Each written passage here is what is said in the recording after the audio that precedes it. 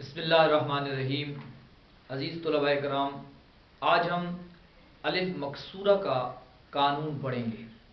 अलिफ मकसूरा आप जानते हैं, यानी इसमें मकसूर के आखिर में आता है, जिसे आप खड़ा अलिफ भी कहते हैं। जैसे फ़र्ज़ करें, मैं मिसाल समझाने के लिए दे रहा हूँ, मूसा अलिफ खड़ा पड़ा है। इसी तरीके से लफ्ज़ अस्वा, रमा, रमा ये फेल है, वैसे मैं इसमों की बात कर रहा हूँ, ठीक है जी।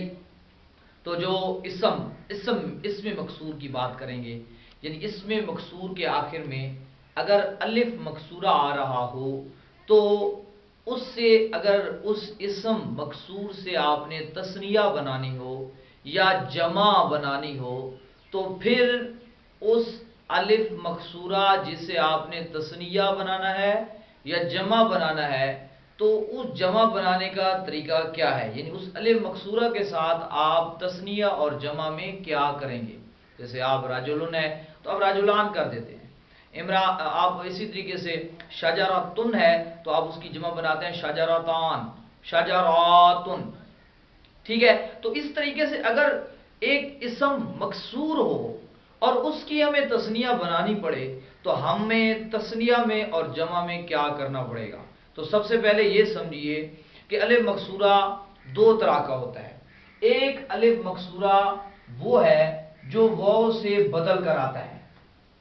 क्या मतलब, यानी असल में वो इसम की असल हालत देखें तो असल में वो होता है वाव। देखिए अलिफ मकसूरा और वो वाव से बदल कर, यानी पहली उसकी सूरत यह है कि वाव से बदल कर आए। जैसे मैं मिसाल दे रहा हूं असा, ये देखिए ये है असा, लफ्ज है ऐन स्वाद खड़ ज़बर ज़ा, असा। तो अब ये असल में था आसाबुन, असल इसकी क्या है आसाबुन। फिर कानून लगने की वजह से ये वाव अलिफ से बदला और फिर ये दो अलिफ और ज़बर में तो हमने क्या कर दिया इसको असा। तो ये अब वो अलिफ मकसूरा है जो अस्वा के आखिर में आ रहा है, कि जो वाव से बदल कर आया है, यानी असल में वाव थी और वाव को हमने अलिफ से बदला है, तो ये अलिफ मकसूरा बन गया। अब अगर इस इसम की तस्निया बढ़ानी पड़े तो अब आपको क्या करना पड़ेगा।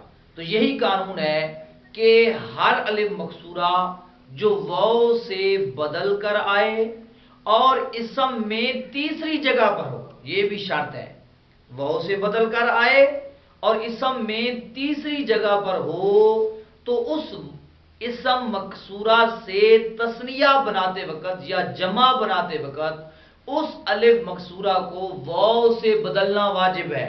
यानी आप जब तस्निया पढ़ेंगे तो आप आसानी नहीं कहेंगे, आप कहेंगे आसावानी, यानी वो अलिफ वाव से बदल गया, आसावानी, अलिफ तस्निये का आ गया, नून भी तस्निये का आ गया। देखिए यहां आसाबुन है तो मैं आपको दिखा देता हूं कि आपने असा की जगह करना है, असा से आपने अस्वा, असा से बनाना है आसावानी, आसावानी, यानी ये देखिए ये वाव है, इस वाव यानी अलिफ जो था वो वाव से बदल गया। आसा जमा बनानी है तो यूं बनाएंगे आसावातुन, यानी अलिफ गरज क्या है इस कानून में, आसान सी बात है कि अलिफ मकसूरा को आप वाव से बदल दें, लेकिन शर्तें दो याद रखनी है।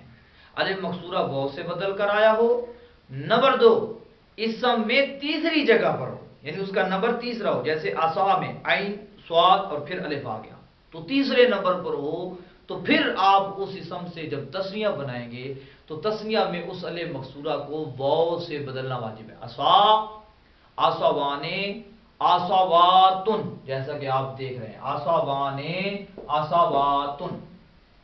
तो अब इसी तरीके से आप इसका दूसरा हिस्सा आप देखते हैं, हम इसका दूसरा हिस्सा देख लेते हैं, जिसमें दूसरा हिस्सा क्या है कि अलिफ मकसूरा वाव से बदल कर ना आए बल्कि असली हो। असली का क्या मतलब, यानी शुरू से ही उस इसम की वज़ा के अंदर, वाज़े ने जब उस लफ्ज़ को वज़ा किया तो उसके अंदर वो अलिफ शुरू से ही आ रहा है, वाज़े ने वज़ा ही उसको उस अलिफ मकसूरा के साथ किया है, तो वो कहलाएगा अलिफ मकसूरा असली। یعنی جو وہ سے یا یہاں سے یا کسی اور سے بدل کر نہیں آیا، صرف اس کا اپنا ذاتی الف ہے، الف مقصورہ ہے، تو اس کا اب اس سے جب تثنیہ اور جمع بنائیں گے تو پھر کیا کرنا پڑے گا؟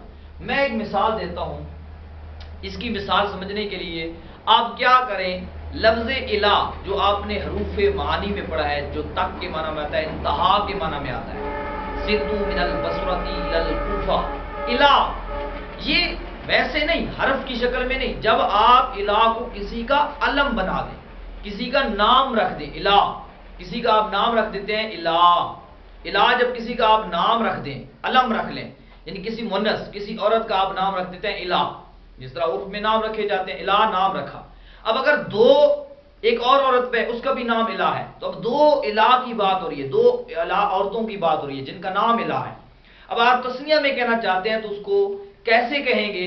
تو یاد رکھیے اس کے اندر بھی وہی شرط ہے کہ الف مقصورہ اصلی ہو اور اسم میں تیسری جگہ پر ہو، تیسری جگہ پر ہو، تو پھر آپ اسے تثنیہ اور جمع مؤنث سالم بناتے وقت آپ کیا کریں گے؟ اسے واو مفتوحہ سے بدل دیں گے۔ کیا کہیں گے؟ جیسے الہ ہے، جب کسی کا نام ہو، یہ ذہن میں ضرور رکھیے گا، حرف کی شکل میں نہیں کہہ رہا، جب کسی کا میں علم رکھ رہا ہوں تو تبھی یہ اسم بنے گا نا، وگرنہ تو یہ حرف ہے۔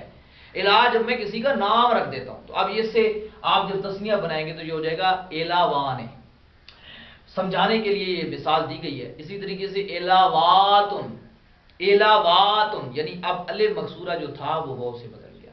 تو آج کی اس قانون کا حصہ اتنا ہی ہم سمجھیں گے، پھر نیکسٹ جو اس کا حصہ ہے وہ اگلے قانون میں اگلی جگہ پہ ہم سمجھیں گے۔ قانون تو یہ ایک ہی ہے، لیکن فی الحال اتنا ہی کافی ہے کہ الف مقصورہ کی دو حیثیتیں ہم نے پڑھی ہیں۔ الف مقصورہ اگر واو سے بدل کر آیا ہو اور اسم میں تیسری جگہ پر ہو، اسم کی بات ہو رہی ہے، الف مقصورہ اسم میں ہو اور تیسرے نمبر پر ہو، تو اس سے تثنیہ اور جمع مؤنث سالم بناتے وقت اس الف مقصورہ کو واو سے مفتوحہ سے بدلنا واجب ہے۔ اسی طریقے سے اگر الف مقصورہ اصلی ہو اور اسم میں تیسری جگہ پر ہو تو اس سے بھی تثنیہ اور جمع بناتے وقت اسے واو مفتوحہ سے بدلنا واجب ہے، جیسا کہ مثالیں آ چکی ہیں۔